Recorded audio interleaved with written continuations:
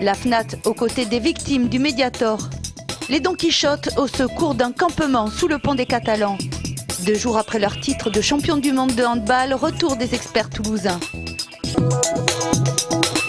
C'est une bombe en retardement qu'on a dans le corps.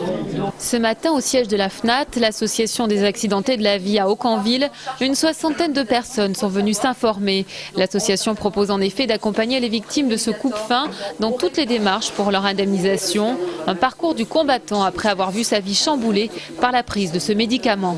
Et moi je suis désolée, j'ai 44 ans, j'ai encore des enfants à élever, j'ai des choses à vivre encore. Et il m'a bousillé ma vie. C'est anormal que des labos se fassent de l'argent sur le dos de gens comme nous. Je travaillais et que si ces problèmes de santé je ne les avais pas eus, j'aurais pu peut-être continuer à travailler un peu plus longtemps. Et pour être indemnisé, il va falloir du temps. Le gros problème, c'est qu'aujourd'hui, nous n'avons pas les critères exacts de création, de financement et de conditions pour être indemnisé. Donc c'est aujourd'hui que la FNAT se bat pour ça, parce que notre secrétaire général national est en contact direct avec Xavier Bertrand pour l'ensemble de ces discussions. Pour la FNAT, une chose est sûre, ce sont les responsables qui doivent indemniser les victimes et pas le contribuable. Maintenant, il s'agit d'entamer les démarches à travers des preuves comme les ordonnances prescrivant le Mediator, mais aussi des examens cardiologiques. Le but étant de prouver que le Mediator est bien la cause de ces pathologies. Sous le pont des Catalans, une dizaine de SDF ont installé un campement cet été. Ils tentent de survivre dans des conditions d'insalubrité avancées. Pas mal de trucs à dire. Déjà, ça c'est dangereux par rapport à là-haut. Vous voyez les escaliers pour monter, redescendre les chiens, même pour nous, dangereux. Les poubelles, on ne peut pas les monter parce qu'on n'y arrive pas. Voilà, on vit ici dans le froid. Les parapets glissants au bord du campement, le risque de crue, le manque de tentes pour s'abriter. Cindy et ses compagnons d'infortune le disent, ils vivent dans des conditions lamentables. 2 réunions ont eu lieu avec la mairie, pour l'instant sans suite. Des élus doivent passer ce soir.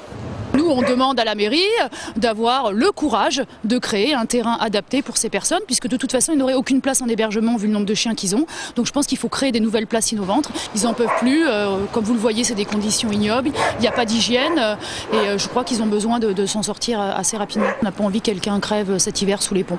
Nous, ce qu'on demande juste, c'est au moins d'avoir un petit terrain où on puisse être tranquille avec les mobil-hommes, moins pour les sanitaires, et qu'on ait les tentes et un truc parqué avec les chiens. À Toulouse, on estime actuellement à 6000 le nombre de SDF.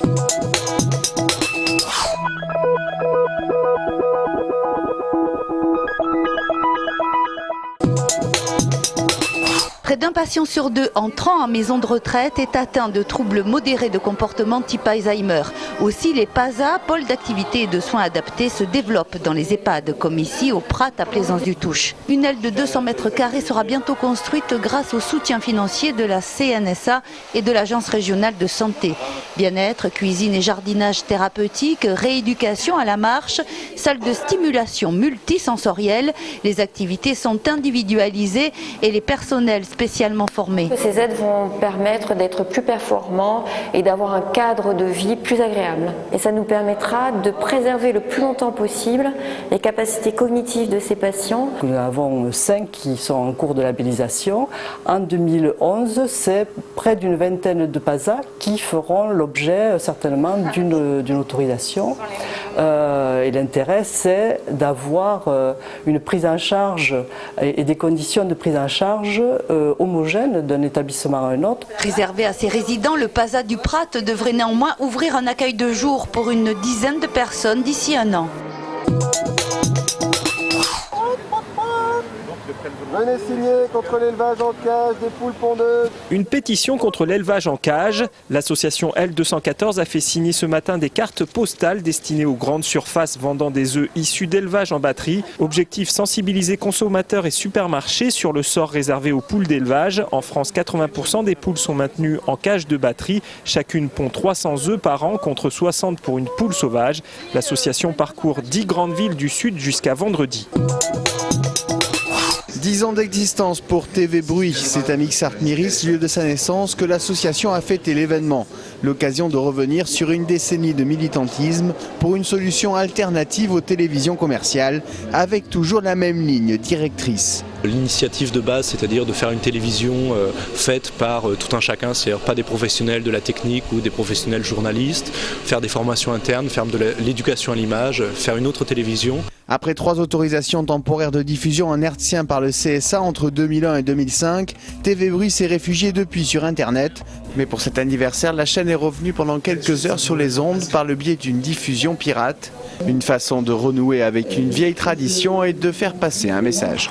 C'est aussi une revendication politique. Le CSA, qui donne les autorisations de diffuser sur le hertzien ou sur la TNT, a toujours refusé, ou de manière très sporadique au début, de laisser l'accès aux ondes hertziennes ou TNT à ces télévisions associatives alternatives. Utopiste ou visionnaire, agitateur en tout cas, TV Bruit souhaite proposer une alternative à ceux qui trouvent le paysage audiovisuel un peu rouillé. Une après-midi de grâce et de virtuosité. Les étoiles et solistes de l'Opéra national de Paris et de Marseille en représentation exceptionnelle à Toulouse au théâtre Casino Barrière le dimanche 6 février. L'occasion de découvrir la maîtrise et l'excellence des talents solistes français et internationaux sur des extraits du répertoire classique ou des créations plus contemporaines, avec notamment les prestations du premier danseur de l'Opéra de Paris, Vincent Chaillet, et du danseur étoile, Mathias Eman.